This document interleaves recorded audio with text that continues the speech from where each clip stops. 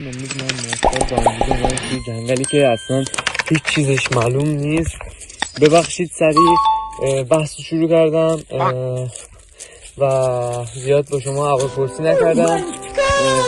دوستان استاپ کنید، لایک کنید. دوستان الان این جنگلی که ما هستیم هیچکی تا 200 300 500 متر دور ما هیچکی نیست و ممکنه که خرس‌ها و حتی کلنگ‌ها دور برمون اون ور فکر کنم جاده باشه. ما اون ور میریم چون واقعا ما گم شدیم و نمیدونیم باید کدوم ور بریم. بیا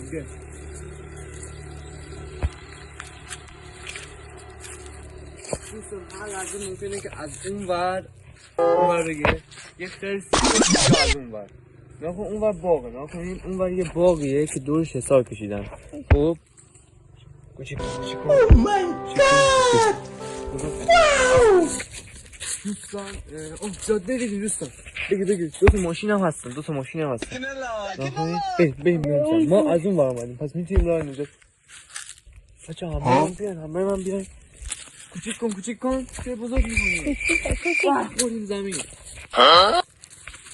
دوستان این لونه فکر کنم اون بالا نکنید دقیقا اونجا یه لونه پرنده فکر کنم ماله حالا یک عقاب که اینجا نیست. عقاب نمیتونه از اینجا بیاد پایین.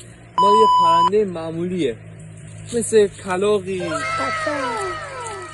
چیزی هست. بعدن اینجا ترسناکه زیرش هم اینو قارچ داره. اینجا راه میخوره به باغ این مرده راه میخوره باغش نمیدونم داد بگنه. میریم به سمت جاده ببینیم چه خبره. میتونیم نگهبانی چیزی پیدا کنیم که بتونیم فرار کنیم. دوستان واقعا اینجا وای به ترسناکی داره. درست بگید گوشی رو بابا شارژ نداره. فکر نکنی علیکی بگی. من میام آره اصلا فکر نکنی علیکی باز دست دوشی بگید. البته موقع با دستی ویدیو قطع میکنی.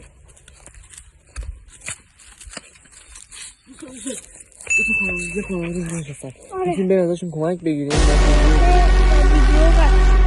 ویدیو رو قطع میکنیم بهتون الان قطع نمیم. الان بریم بچه من حدوداً 5 سال پیش وقتی که تولد یکی از رفیقام بود از من بگیر وقتی که تولد یکی از رفیقام بود بالای همینجوری درختی بود ولی حالا غذای بیشتری داشت.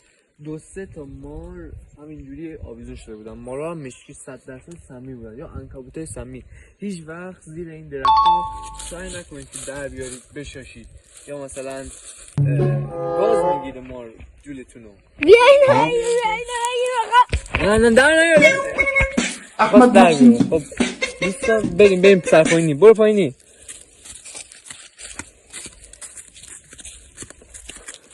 دوستان ما واقعا ترسیدیم اینجا گرخیدیم و اگه خانواده پیدا نمی‌کردیم نمی‌دونستیم که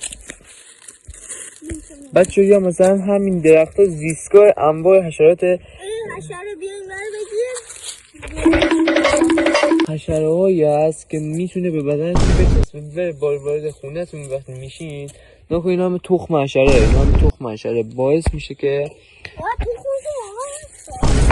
میشه که بگی دوربین از من فیلم بگیر قشنگ بگیر صاف لرزش نید. باعث میشه که شما وقتی که این تخم‌ها میخوره دهنتون بترکه دیگه شما میذارید دهنتون هر جای دیگه باعث میشه که مریض بشید. حتی اینا نکنید خوب یه عنکبوت بود کنم رفت که دوستان ما این ویدیو رو حدوداً 7 دقیقه بابا نکن دیگه فیلم کسفولی 7 دقیقه یا حدوداً 10 دقیقه میگیریم. ما هیچ ادیتور و چیزی نداریم. خودم ادیتور ویدیو رو ادیت میزنم. من ماتا میخوایم که با هم دیگه یوتیوبر شیم. بیا گوشی ما آقا از پایین نگیر از بالا بگیر از من بگیر از بالا بگیر پایین من نمیگیر شفته کن بالا از من بگیر از سونم نگیر بچه بی تربیت هم بچه اینجا قبلا یکی اومده سرش یه کاری کرده دستمون انداخته اینجا بابا نکنیم گناه داریم طبیعت به این بریم سمت خانواده دیگه. بریم سمت خانواده این چه خبره اوه مادر قبله شیری داشت صباح الخير من قلب صباح بریم الان خبر میدم من ماسه رفتیم خانواده گفتن که باید همین مسیری که اومدیم و برگردیم و به همون واقع برسیم همون واقع به ما میگه نگرانی کجا چون اینا هم خبر نشیم مسافر بودن و من و تو در پارت بعدی قراره که بریم 1 ساعت تو دایره البته اگه راه رو پیدا کردیم 1 ساعت واسه پیدا میکنیم و نجات میدیم این جاده میریم ایشالله ماتا خدافزی کن بریم